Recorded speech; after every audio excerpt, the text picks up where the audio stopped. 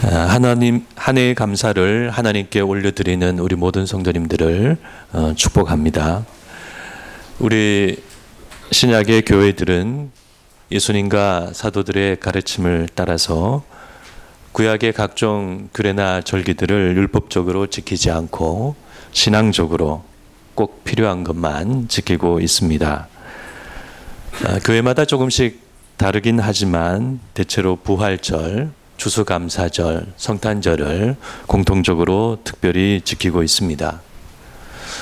우리는 부활절을 통해서 예수님의 부활을 고백하고 찬양하고 또 성탄절을 통해서 예수님의 탄생을 기뻐하고 찬양합니다. 그러면 추수감사절의 의미는 무엇일까요? 네, 우리는 추수감사절을 통해서 한 해의 감사를 하나님께 올려드리고 하나님을 찬양합니다. 신앙적으로 가을은 열매의 계절이고 추수의 계절입니다. 신앙적으로 우리는 한 사람의 농부입니다.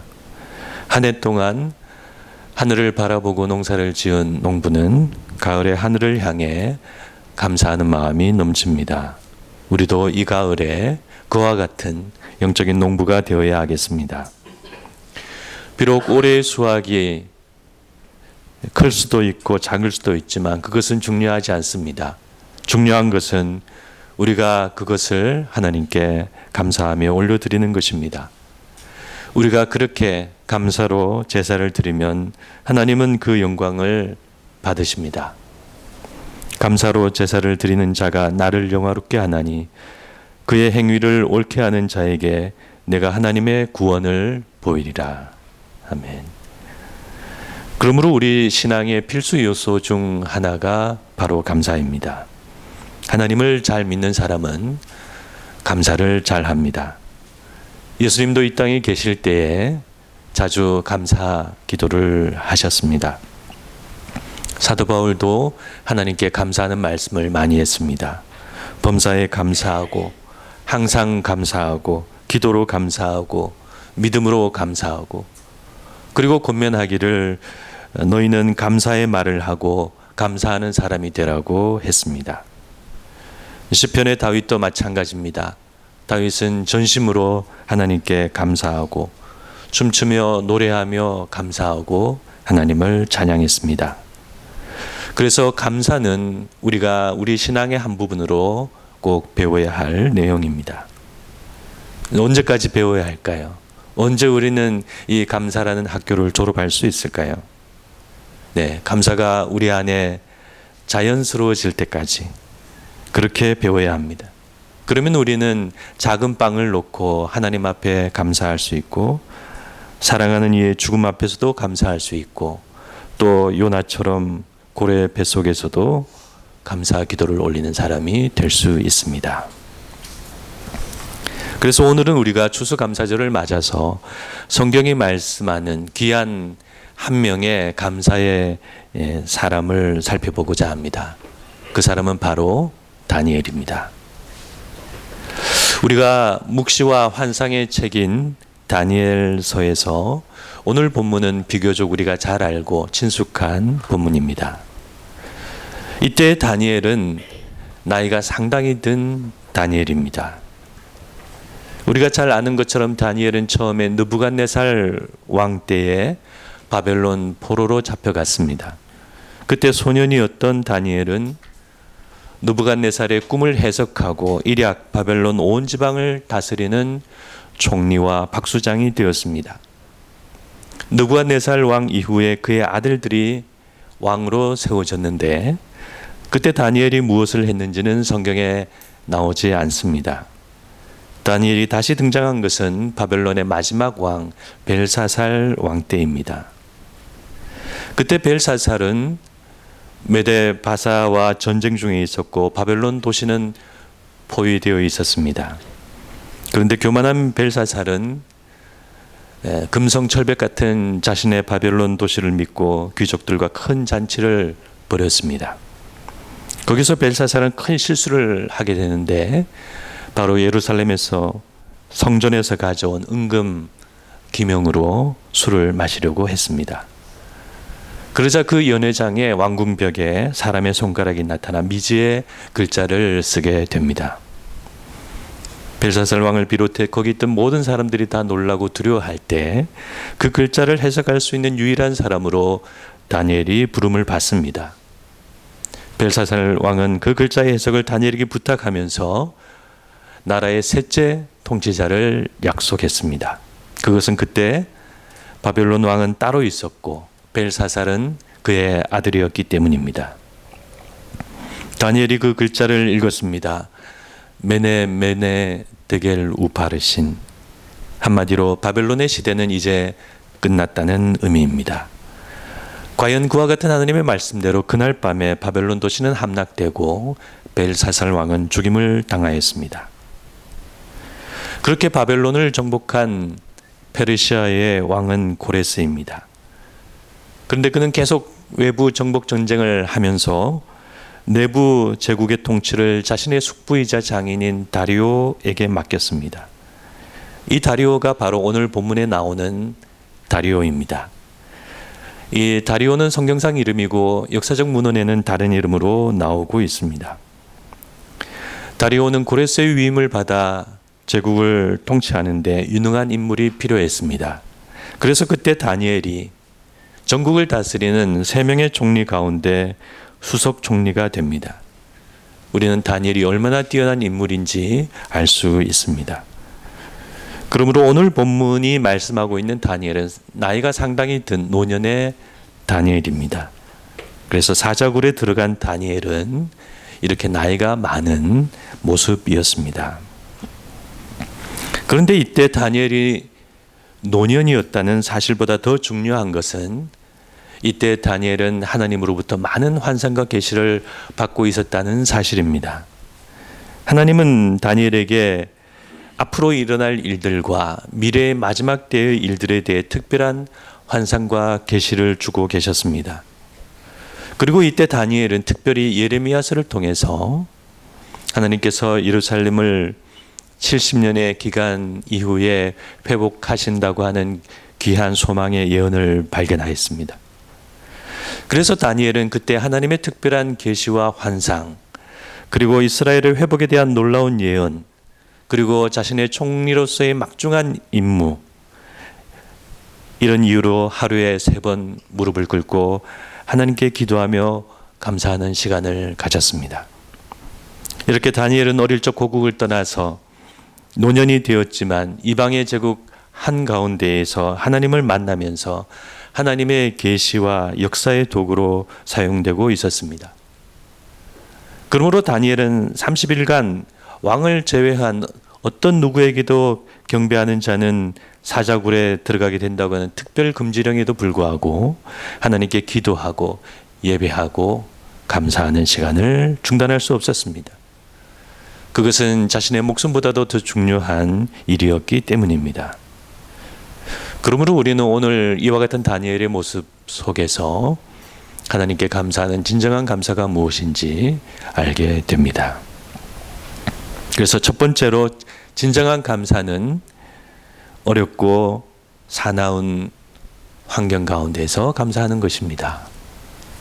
아이들은 맛있는 음식을 앞에 놓고 감사하고, 젊은이는 시험에 합격하면 감사하고, 어른들은 뜻한 바를 이루며 감사하지만 그러나 그것은 평범한 감사입니다. 감사할 이유가 있고 감사할 수 있어서 감사하는 것은 평범한 감사입니다. 누구나 할 수 있고 물론 해야 합니다. 그런데 상황이 어렵고 힘들 때 여전히 하나님을 향해 감사할 수 있다면 그것만큼 귀한 감사가 없습니다.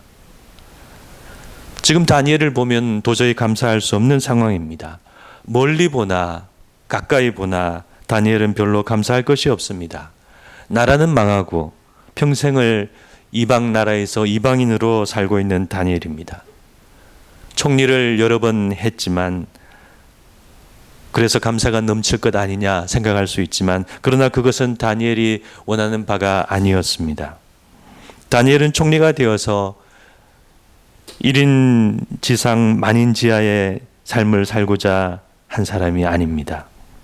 물론 이방 나라 가운데 어렵게 산 동포들의 삶에 비하면은 왕궁에서의 그 호화로운 삶은 좋은 것이긴 하지만 그러나 고달픈 것은 마찬가지입니다.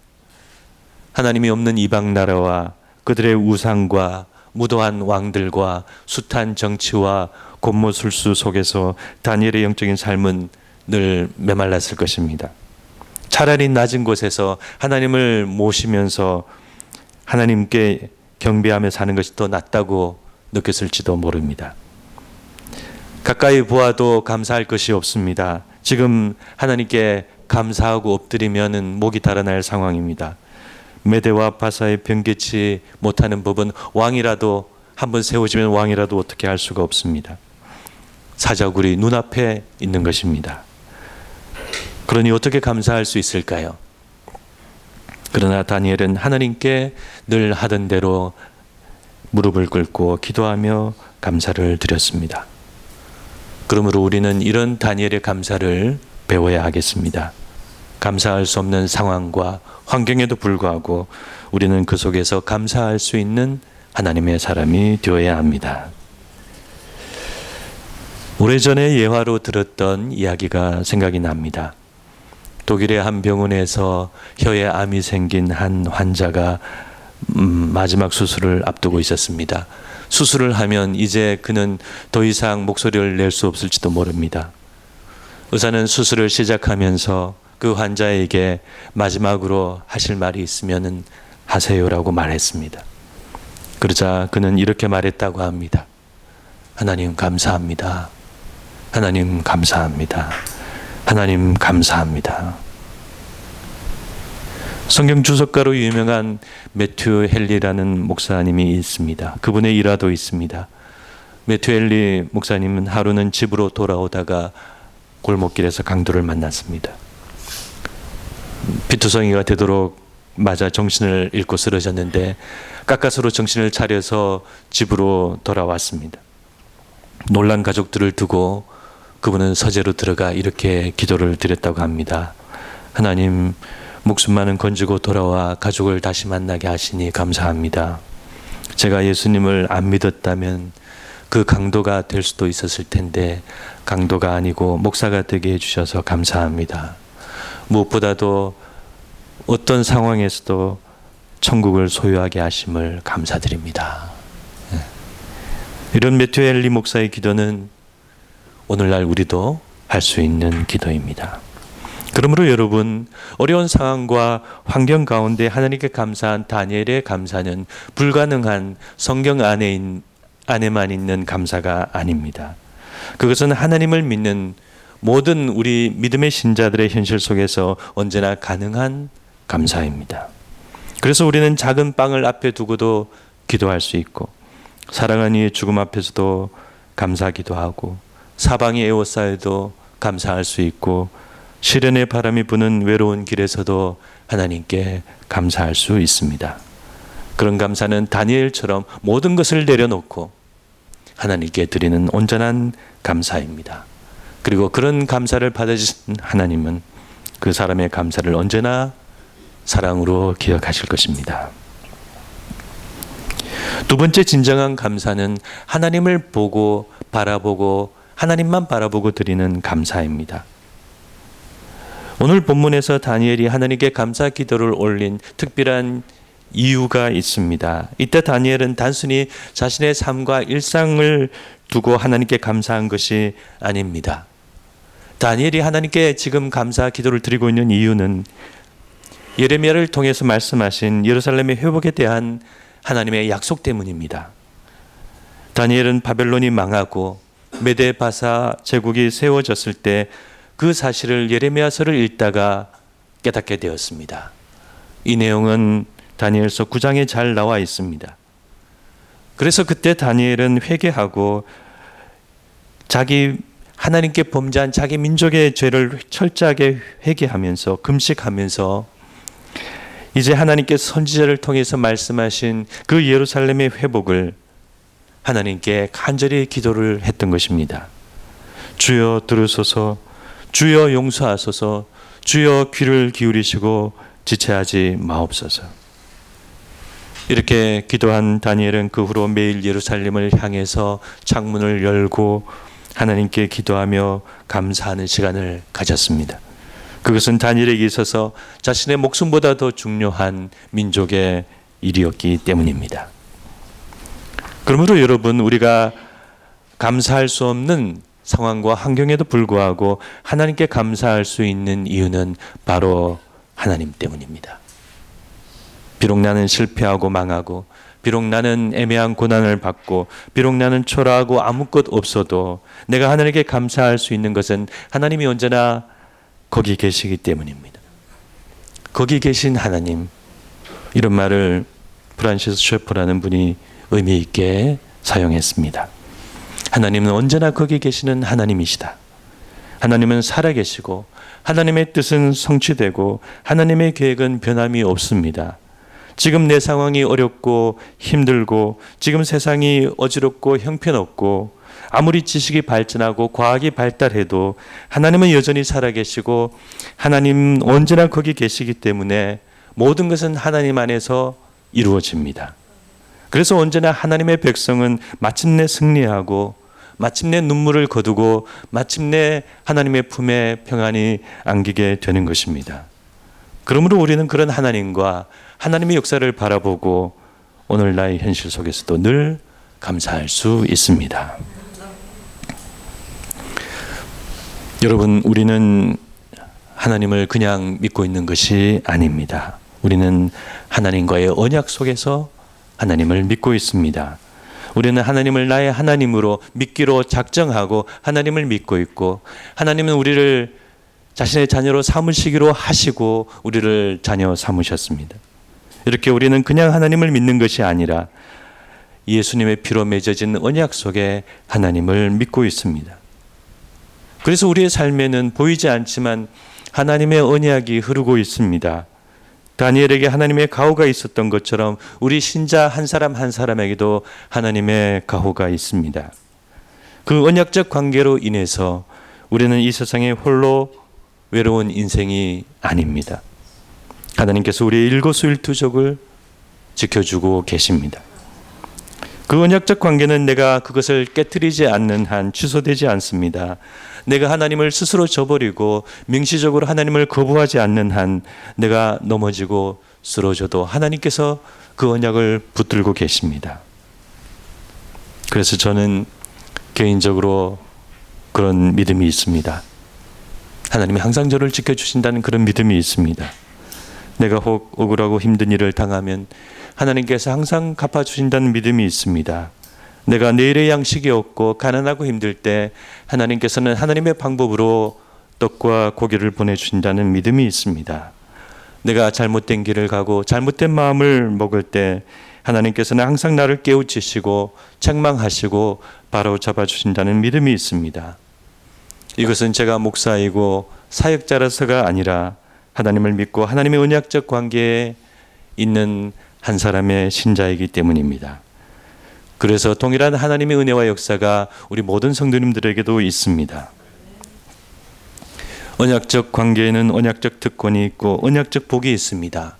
우리는 하나님의 자녀이기 때문에 놀라운 은혜들이 많습니다. 히브리서 기자는 하나님과 아브라함 사이의 언약적 관계를 6장에서 이렇게 말씀합니다. 하나님이 아브라함에게 약속하실 때 자기를 가리켜 맹세하여 이르시되 내가 반드시 너에게 복주고 복주며 너를 번성하게 하고 번성하게 하리라 하셨더니 그가 이같이 오래 참아 약속을 받았느니라. 네, 이와 같은 아브라함의 복은 하나의 모형으로서 하나님을 믿는 모든 신자의 복을 의미합니다. 그러므로 우리는 사망의 음침한 골짜기 다닐지라도 복을 받고 또한 죽어도 부활의 복을 받는 사람들입니다. 그러므로 우리는 하나님께 감사할 수 있습니다. 감사할 이유가 없어도 감사할 수 있고 감사의 이유는 우리에게 중요하지 않습니다. 우리는 오직 하나님께서 살아계시고 우리를 사랑하시기 때문에 늘 감사할 수 있습니다. 말씀을 맺고자 합니다.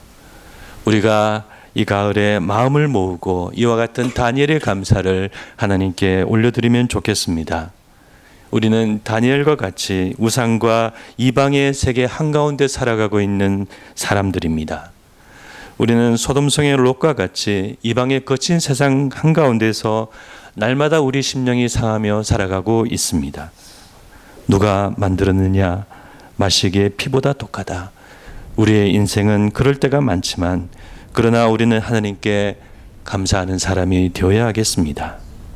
언제나 살아계신 하나님을 생각하고 우리의 언약적 관계를 생각하고 무엇보다 나를 사랑하시고 구원해 주신 하나님의 그 은혜를 생각하여서 늘 감사가 넘치는 믿음의 사람이 되면 좋겠습니다. 아무쪼록 언제나 감사하는 우리 모든 성도님들에게 하나님께서 사랑과 은혜로 늘 함께해 주시기를 간절히 기도드립니다. 네, 기도하시겠습니다.